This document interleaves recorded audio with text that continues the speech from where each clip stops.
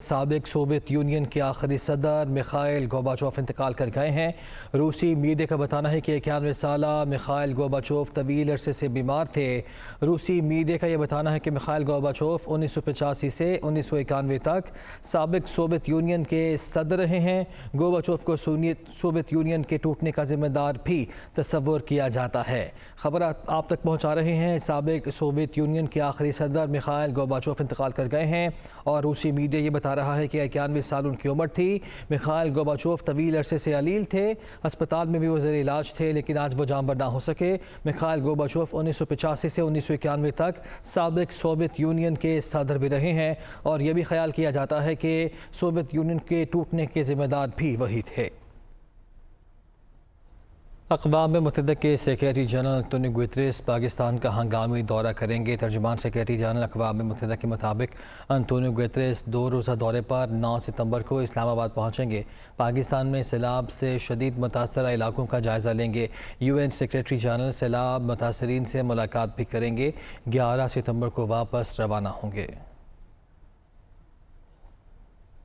وزیر خارجہ بلاول بھٹو زرداری نے سیلاب متاثرین کی امداد کے لیے 1 گھنٹے میں اقوام متحدہ کے رکن ممالک اور عالمی مالیاتی اداروں سے 1 ارب 30 ارب روپے تک جمع کر لی ہے۔ پیپلز پارٹی کے اعلامیے کے مطابق وزیر خارجہ بلاول بھٹو زرداری کی سیلاب متاثرین کے لیے امداد کی اپیل پر World Bank, Asian Development Bank, عالمی ادارہ صحت، یونیسیف سمیت اقوام متحدہ کے رکن ممالک نے مثبت رد عمل دیا ہے۔ چین، ترکیہ، برطانیہ، سعودی عرب، قطر، کویت، متحدہ عرب امارات سمیت دیگر ممالک نے فوری امداد کا اعلان کیا۔ خیمے، ادویات، کھانے پینے کی اشیاء سمیت دیگر ضروری سامان بھی امداد کی۔ امریکہ نے پاکستان کو 6.5 ارب روپے کی امداد دی۔ وزیر اعظم شہباز شریف نے کہا ہے کہ پاکستان کو تاریخ کے بدترین سیلاب کا سامنا ہے، جس میں لاکھوں افراد نقل مکانی پر مجبور ہو گئے ہیں۔ دنیا بھر میں دوست ممالک سے ہے جس پر خصوصی پروازوں کے ذریعے سامان آ رہا ہے۔ وزیر اعظم نے عالمی میڈیا کے نمائندوں سے گفتگو میں عزم ظاہر کیا کہ ایک پائی شفاف انداز سے ضرورت مندوں تک پہنچائی جائے گی، جس میں کسی سفارش اور سیاست کا عمل دخل نہیں ہوگا۔ Flood situation is probably the worst in the history of Pakistan. Millions of people have been displaced. People are shelterless.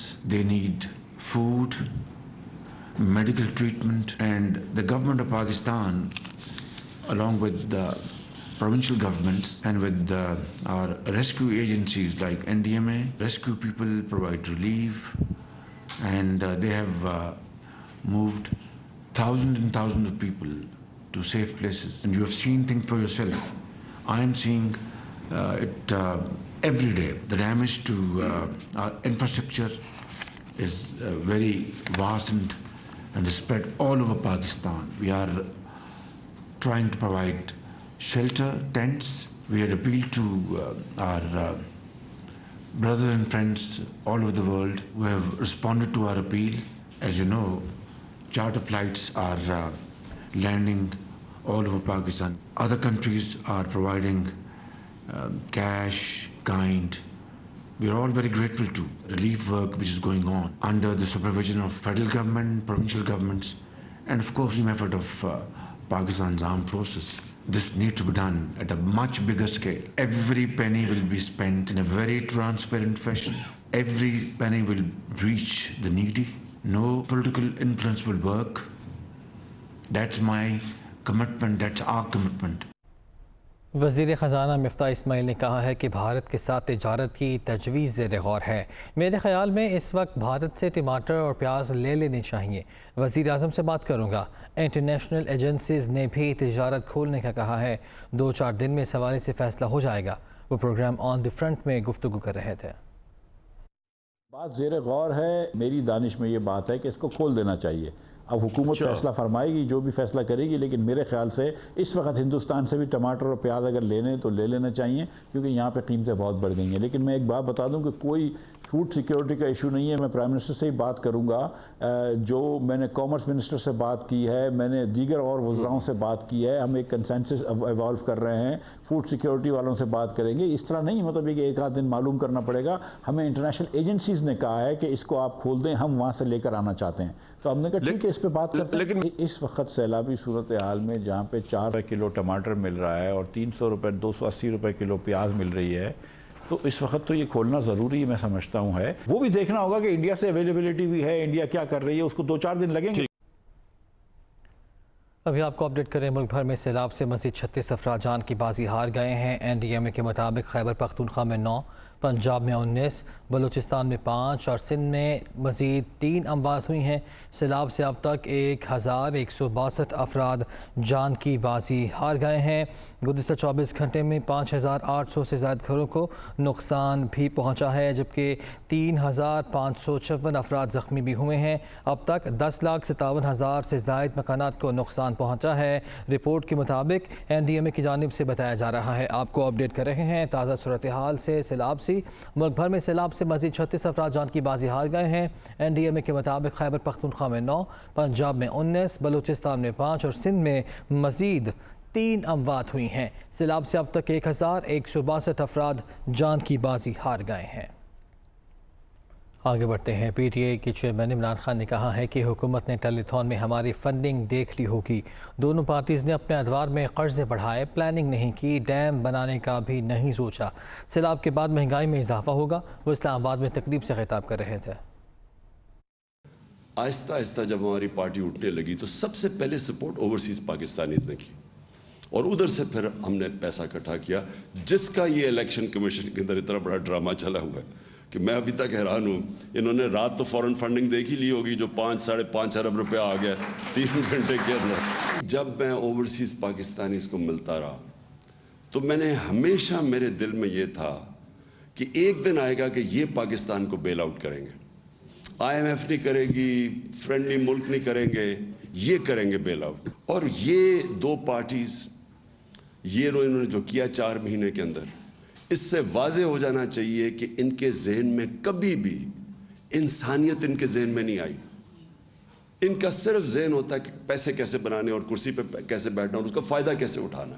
یہ دو پارٹیز جب آئیں, ان کی دولت اوپر چلی گئی, ملک کے قرضے بھی بڑھ گئے, اور ملک کے اندر کبھی کوئی لانگ ٹرم پلاننگ نہیں ہوئی.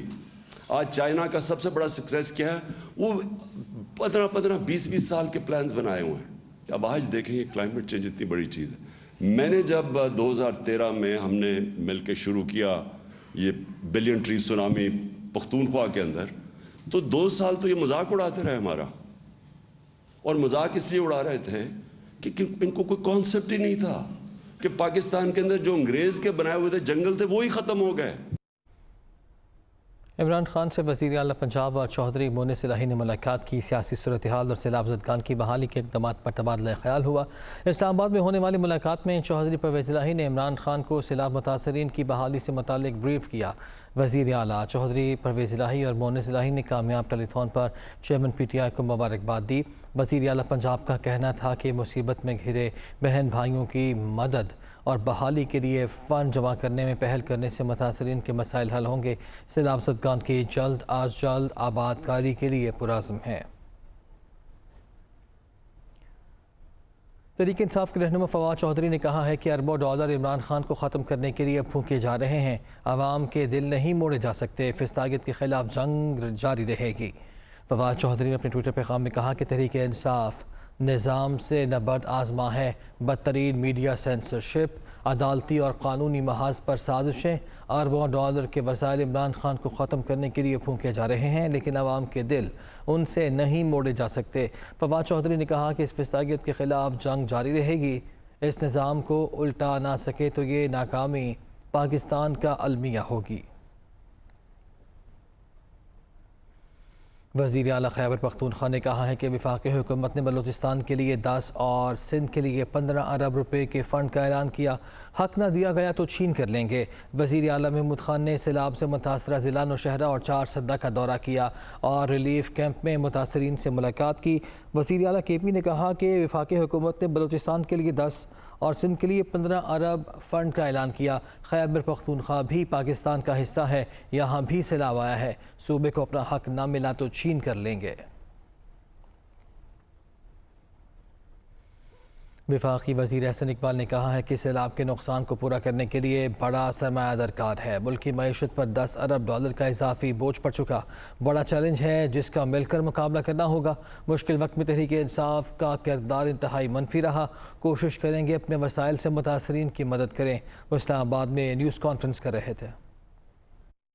$10 ارب سے زیادہ درکار ہوگا بحالی کے لیے، اور جو نقصان ہوا ہے وہ مختلف شعبوں میں اس کو پورا کرنے کے لیے ایک ہمیں بڑی سرمایہ درکار ہوگا، جسے ہم ابتدا میں اپنے وسائل سے انشاءاللہ تعالی کوشش کریں گے جس حد تک اس پر ہم عمل کر سکیں، اپنے بہنوں اور بھائیوں کی مدد کر سکیں، اسے کریں گے۔ ایک بہت بڑا چیلنج ہے جس کا مقابلہ پوری قوم نے مل کر کرنا ہے۔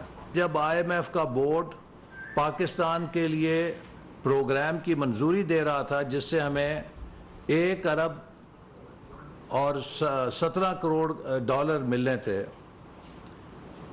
PTI نے عمران خان صاحب کی شے کے اوپر شوکت ترین صاحب نے جو شرمناک کردار ادا کیا، اس کی جتنی بھی مذمت کی جائے کم ہے۔ پاکستان سے باہر بھارت نے IMF پروگرام پاکستان کا اپوز کیا، اور پاکستان کے اندر PTI نے اسے اپوز کیا۔ چودھری شجاعت حسین نے کہا ہے کہ ملکی مفادات کے خلاف بات کرنے یا لکھنے والوں کو سخت سزا دینی چاہیے۔ قافدے کے سربراہ نے کہا ہے کہ قومی مفاد کے خلاف اگر کوئی ثبوت ملے تو بڑے سے بڑا آدمی بھی رعایت کا مستحق نہیں ہونا چاہیے۔ چودھری شجاعت حسین نے کہا کہ سیلاب اس وقت قومی ایشو ہے جس سے عام آدمی بری طرح متاثر ہے۔ تمام پارٹیز کے کارکن اختلافات بھلا کر سیلاب زدگان کی مدد اور بحالی میں اپنا حصہ ڈالیں۔ جن ممالک نے سیلاب متاثرین کی مدد کی ان کے بے حد مشکور ہیں۔